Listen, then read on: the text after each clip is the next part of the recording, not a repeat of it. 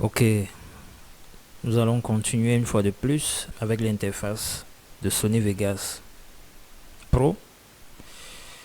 Alors d'habitude, la plupart du temps, on rencontre des tutos où on explique au départ l'interface, tel bouton, ceci et cela et tout.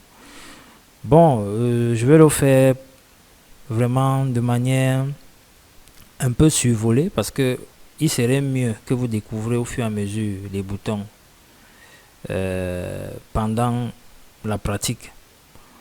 Alors pour cela, vous pouvez observer que Sony Vegas Pro déjà n'a pas assez de boutons. Et puis, même dans les applications où on a souvent l'air de voir un peu les paramètres touffus ou alors l'application touffue de beaucoup d'options de boutons.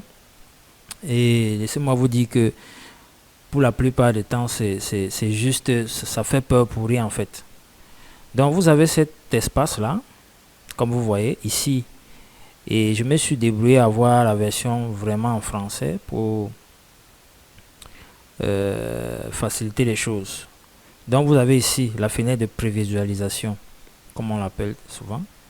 C'est la fenêtre de prévisualisation ici. Ça veut dire que dès que vous chargez une vidéo ou un média ou un événement sur une piste, vous avez le retour ici directement.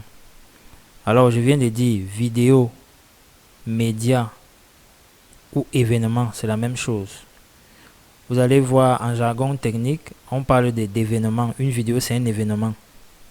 Donc, ne soyez pas surpris que de temps en temps que je dise événement, vidéo ou média, c'est la même chose. Ok? Bon. Nous avons ici juste à côté, cet espace-ci, c'est une fenêtre de découpage. C'est une fenêtre de découpage, vous allez comprendre à quoi c'est. Vous allez voir, vous voyez ici, découpage. Vous voyez ici, prévisualisation vidéo. Vraiment, tout est ouvert. Ce sont ces deux grandes fenêtres que nous allons beaucoup plus utiliser. Bon, je remonte avec vous vers le haut. Vous allez voir cette barre. Là, vous voyez fichier, édition, affichage, insérer, outils, options, aide. Vous voyez cette barre. C'est une barre qu'on retrouve toujours dans n'importe quelle application. Ça ne doit pas vous faire peur en fait. Tout ce que je veux vous montrer ici sur l'interface, c'est considéré un peu comme des raccourcis. Vous pouvez toujours accéder à ces mêmes outils via cette barre.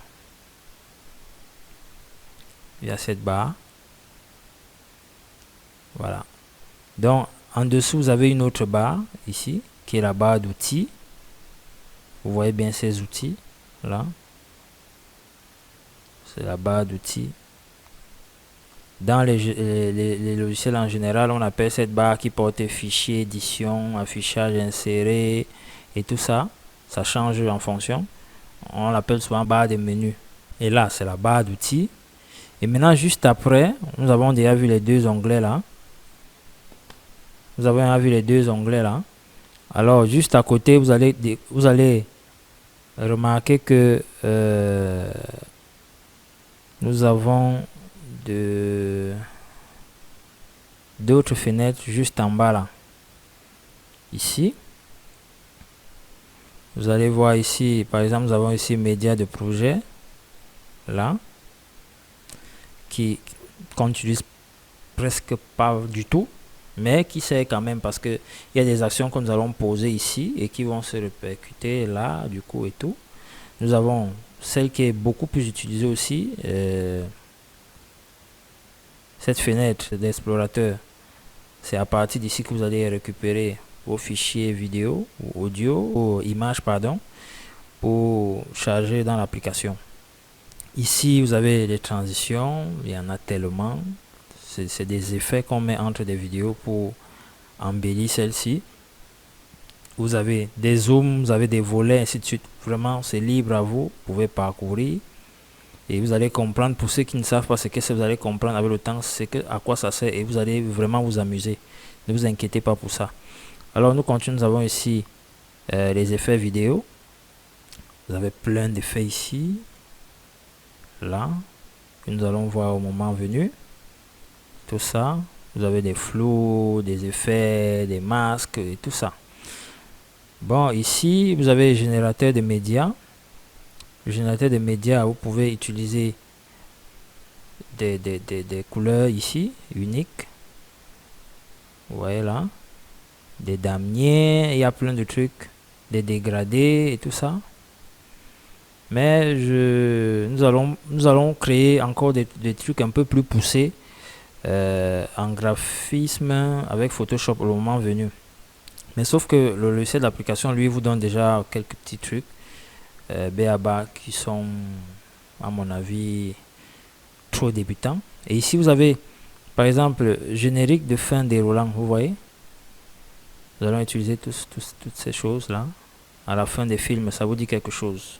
Ou à la fin des émissions, ça vous dit quelque chose. C'est déjà des paramètres, vous pouvez choisir vraiment et tout. Vous avez des petits flares. Là, c'est des petits effets aussi, des motifs, prototypes, des titres, et ainsi de suite, ainsi de suite, ainsi de suite. Donc, on va parcourir pas mal. Et il y a certains qui sont vraiment là pour à titre de décor que moi j'ai jamais utilisé parce que je trouve pas trop d'importance. Quand je veux un effet, je sais là où prendre. Quand je veux un ciel, je prends vraiment un ciel plus réaliste que ça. Donc ça, c'est des détails qui figurent dans l'application, mais vraiment que je n'utilise presque pas, pour dire vrai. Alors, on a fait le tour là. Vous avez vu ces fenêtres. Dans la vidéo précédente, je vous ai expliqué ici, je vous ai expliqué comment créer une piste et je vous ai fait comprendre qu'on pouvait déplacer comme ça.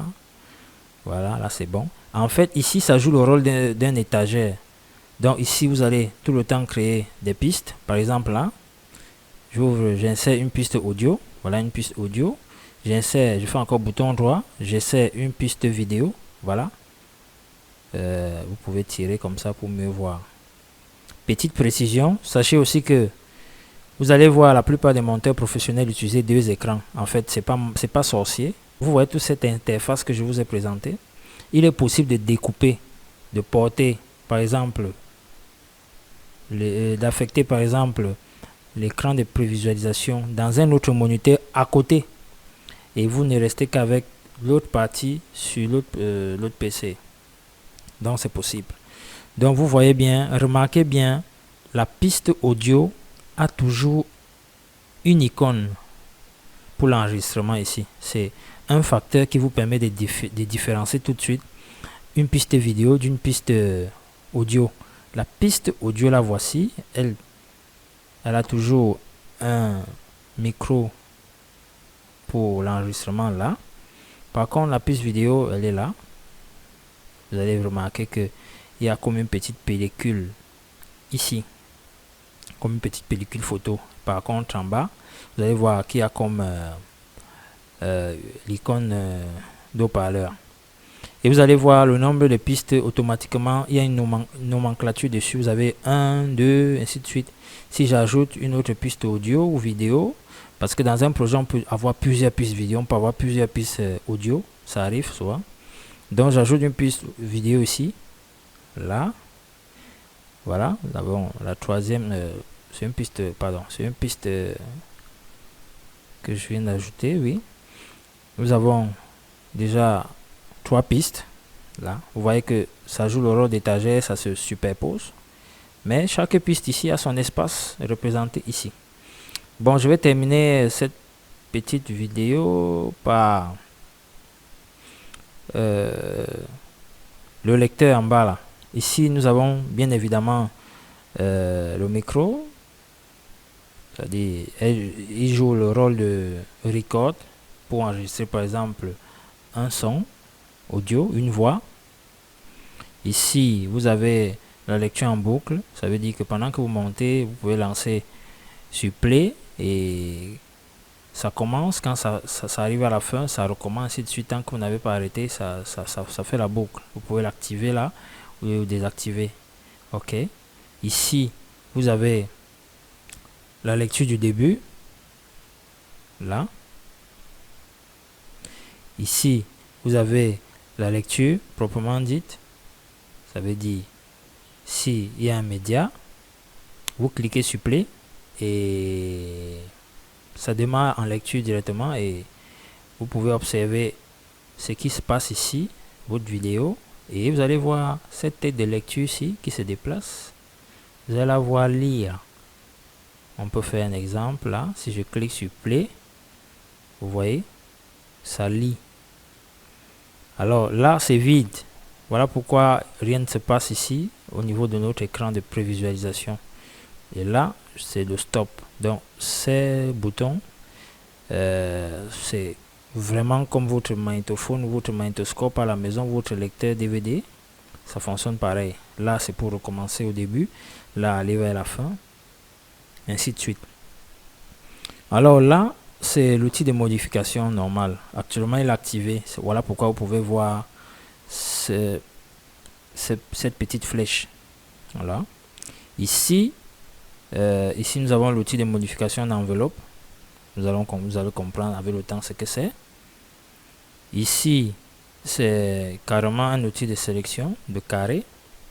Ça veut dire que quand je l'active là, il prend place et si j'ai plusieurs vidéos ici, je peux faire un carré de sélection comme ça. C'est très facile. Ça me permet de sélectionner plusieurs médias en même temps. Ici, c'est le zoom. Alors, il y a plein d'autres qui sont désactivés là.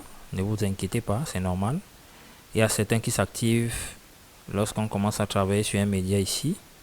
Bon, retenez par défaut que nous devons toujours être connectés sur l'outil de modification en mode normal ici. Voilà, c'est ça qui nous donne cette flèche là.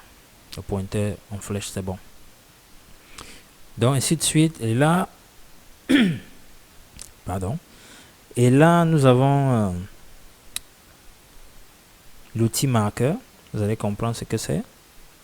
Ici, ça nous permet d'insérer, de faire un encadrement sur une zone vraiment donnée, sur une image, une vidéo. Là, c'est pour un outil qu'on appelle généralement aimant, qui permet d'activer l'alignement automatique. Donc les vidéos se comportent comme si elles étaient aimantées et puis elles se reconnaissent, elles se collent entre elles. Vous allez voir quand elle est activée, c'est intéressant. Là, c'est l'enveloppe qui permet de faire des fondus entre les vidéos lorsqu'elles sont superposées. Là aussi, c'est un outil très important, l'outil d'ajustement automatique. Ça veut dire que quand vous avez une vidéo là, quand vous coupez et celle-ci vient se rajuster avec celle qui était un peu plus éloignée. Donc on va voir ça avec le temps. Je vais vous expliquer. Prenez votre mal en patience. Alors ainsi de suite. Là, c'est un outil de verrouillage. Là, c'est un outil de dissociation. Quand vous voulez dissocier le son de la vidéo, en fait, parce que il faut le dire, quand vous chargez une vidéo ici, qui a un son, celle-ci est toujours liée avec son son. Alors, il peut arriver que vous ne voulez pas ce son et que vous voulez mettre un autre son. C'est cet outil qui permet donc d'ignorer le groupement des événements. Donc, la liaison entre le son et l'image. C'est là que ça se passe. Vous dégroupez là. Et puis, c'est parti. Ok. Merci pour la suite.